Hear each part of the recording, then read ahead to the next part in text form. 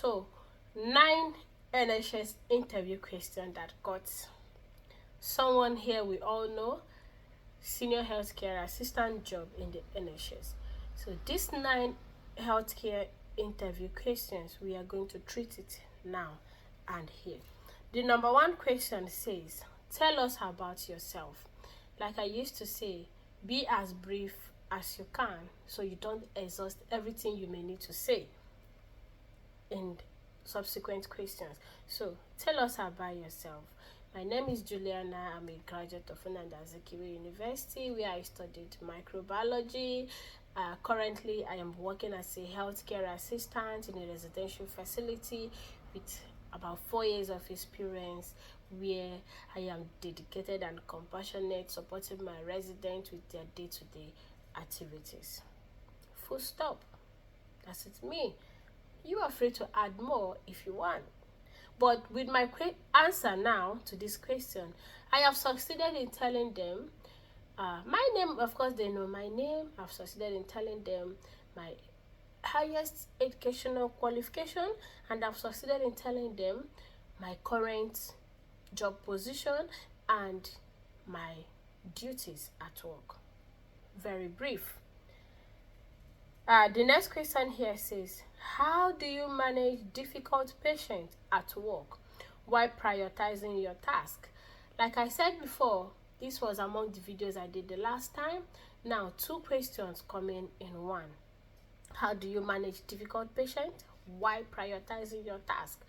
For you to prioritize your task, you have to do the first thing first. As a matter of urgency, you have to attend to the concerns that need immediate response.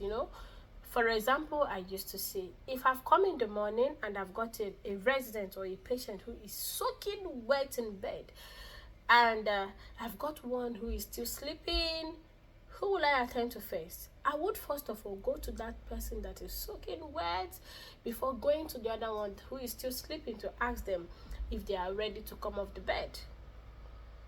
Yeah, so I have to do the first thing first by attending to the ones that needs urgent attention before going to the other one. That is how you prioritize your task. And remember, this is 2 questions in one. Don't skip it. How do you manage difficult patients at work while prioritizing your task? Now, for the difficult patient, I have to remain calm because I understand that when you are calm, you are able to solve problems. I have to remain calm, listen to them to understand what their concerns are, to know why they are not happy or why they are challenging at that point in time. Then, being empathetic, I have to listen to them, understand their concern, and be able to offer help or support. Okay? The third one says, a patient was brought into the ward by paramedics due to the fall she had at home. What was the first thing to do before admitting the patient in bed? Before admitting the patient or giving the patient bed. Let's take that you are coming from a care home and you are going to the NHS, just like this person that got this job. In the care home, what do we do? If a resident is coming in for the first time, maybe from their home, or a resident have been to the hospital and they come back, what do we do? The first thing we do is to check their body. Then we do body map. After that, we record whatever thing we see. We check their vital signs before we change their clothes from the hospital clothes, give them wash if they want to, then give them food and help them get into bed.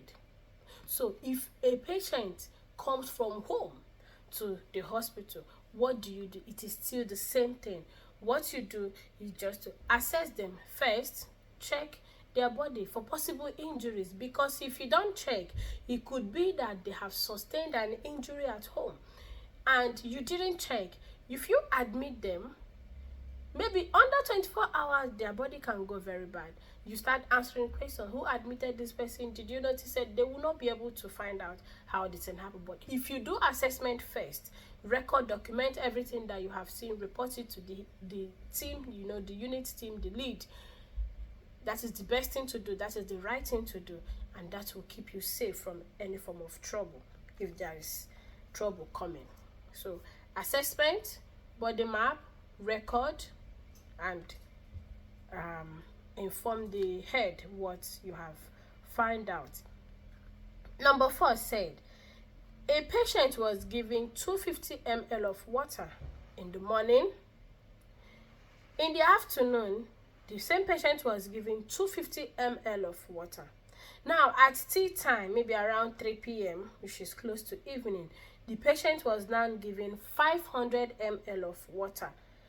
How many ml of water intake would you record in total for the day? First one, 250. Second one, 250, 500. In the evening, tea time, 500. 1,000. So it is simple mathematics. This is for people who are scared, saying, oh, they say we'll have to do mathematics and English. This is part of the type of mathematics they ask. It's just for them to know if you're able to record correctly the fluid intake of a patient. Even in care home, we record. Whenever a resident have taking any fluid with a glass cup, we record if it's 250, if it's 150, if it's 500, if you have offered jug, whatever thing they take, you have to record. So they want to know if you can be able to know the right amount to record. Yeah. The 5th one said, in a situation where you got to a patient ward, you met them on the floor, what do you do? Let's take this question back to the care home. Why am I taking it back to the care home? Because this person got this job in the hospital. Now let's take it back to the care home. If you went to a resident room, you found them on the floor, what do? We sing with that thing every time. We do not leave them off from the floor. No. What we do a lot of things at the same time, because someone is on the floor, yet they have had a lot of things at the same. Before you know, you've done everything that I'm saying now. You go close to the person, check if they're being responsive, ask them question. That question you are asking them is to help you check if they are responding, to assess the level of injury they have got. At the same time, you are doing what is called risk assessment. Checking is there any water on the floor? Why did they fall down? As you are coming in, you are going to the resident, you are checking all these things. You don't have to be in a rush, but somehow we tend to do all these things even within 1 minute or 2 minutes. You are finished. Now, if it depends on the situation you found the person, you have to ring and call for help if they are not responding. I have gone into a resident room some time ago. The resident is on the floor looking at me. I didn't run to ring the buzzer, no, because there is no need for that. Why? Because he was looking at me. He said, oh, I just I did something on the floor. I stepped on it and I sleep and fall down. Don't worry, I'm gonna stand up. I'm just taking my time. I want to rest. I said, no, you cannot rest on the floor. Are you able to stand up? Are you sure you can stand up? As I'm asking him this question, I've seen the water, I've seen the fluid on the floor, I'm just checking everything at the same time. And he was able to stand up by himself, sit down, but still I did what is called assessment, check his body, do body map and all that, record it in the system. So if you go, let's go back to the hospital, you walk into a patient ward, they are on the floor, what do? Just go check if they are responsive. Yes, are you okay? Ask question. That question is helping you to get that feedback if they are responding or not. Because if someone is responding, breathing, they can speak to you. Now, from the way they respond, well, you are a human being, a healthcare assistant for that matter, you'll be like, oh, this person is in pain. Oh, they're, So if they are not responding, you feel like, no, this is not. You call for help. Immediately you buzz. But one thing is certain, you do not leave them off the floor. The next one here is, you are in a situation where your line manager asks you to do what is against the CQC regulation. What do you do? As funny as this question sounds, it happens. A situation whereby your manager will be like, get out all the residents from their room. A situation whereby your manager said, get out all the patients from their bed to have a shower, and you go to get this person out. They be like, oh no, I'm not happy to come out of the bed now, you can come back later. And you go back, you document it, you go back to tell your manager, this person says she's not willing, and manager said, I don't know what you are talking about, you have to get them out from the bed immediately. What do? Or you experienced somebody abusing a patient or a resident, and you go to report it. Maybe that person happens to be your manager. What do? Or maybe they're not your manager, maybe somebody, you observe someone abusing a patient or a resident, you go to report to the manager. Manager will be like, don't worry, conceal it, you don't have to talk about it, don't even mention it. They don't want you to stand up for that. What do? It could be any scenario, it could be anything. What do? In that situation, you have to politely decline that I'm sorry, I'm not gonna do this. This is against the CQC regulations. I think we should do it the other way. Right? If the person is saying they cannot do that, they want to get you to do what you shouldn't do, then you have to follow the policy. You have to follow the trust policy or the company policy to raise a concern, to escalate the situation. All right. The next one said, between a patient who is seated on a wheelchair, a patient on bed, and a confused or dementia patient walking around the ward, who would you attend to first and why? 2 questions in one. Who would you attend to first and why? Who? There are 3 people mentioned here. One of the patients sitting on the wheelchair, the other one is on bed, and the other one is a patient who is confused, a patient with dementia walking everywhere on the ward. Who would you attend to first and why? The first person to attend to here is that one who is confused, walking all around the ward, because they can fall, they can put their hand somewhere, they can have injuries, they can injure themselves, they can fall down, they can hit their head because they are confused, they don't know what they are doing. So that person is who you should attend to first. Why? Because of all these things I said. So I will have to attend to the patient who is walking around the unit, the patient with dementia, because they are confused, they don't know what they are doing, they can sleep, they can jump, they can hit their head and sustain injury. So I have to attend to them first before attending to others. Yes? Now the next question says, why do you want to work with us? This question, I used to say that whenever they ask me questions like tell us about yourself and why we should hire you, I used to include why do you want to work with us in there. That question to me is my dream in that job. That question to me is what I want to achieve as a healthcare assistant in this field in the nearest future. So my reason for working with them is that my goals and my aspiration or whatever in this healthcare field aligns with theirs.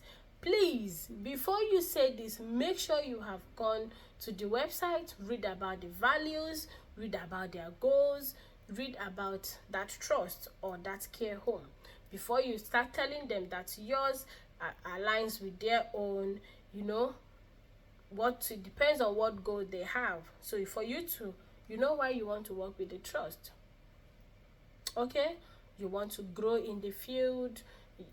From what you read online, they have a lot of people who have worked with them, grow with them, so find out why you want to work with them. I don't know why you want to work with me. I am working in the care sector today because I want to have my own care facility in my country at some point in my life. I do not wish to remain here working as a healthcare provider. I want at some point in time, I will go back to my country and establish my own care facility. So working with them will help me to have all the necessary ideas, knowledge I need how to run a home, how to, do everything. If working with them will give me that opportunity to learn everything. If you happen to grow with them, you will learn, how to do supervision, how to do everything that you should know that will support you to establish your own facility back home. So this is mine reason for working in a healthcare facility. As of today, as I'm talking to you, this is my reason. I don't know what your reasons are. Now, the last question they have here, which is number 9, is, do you have any question for us? Most times they ask this question. So what question do you have for them? Sometimes I would say, for me, I used to ask about professional growth. So it depends on what you want.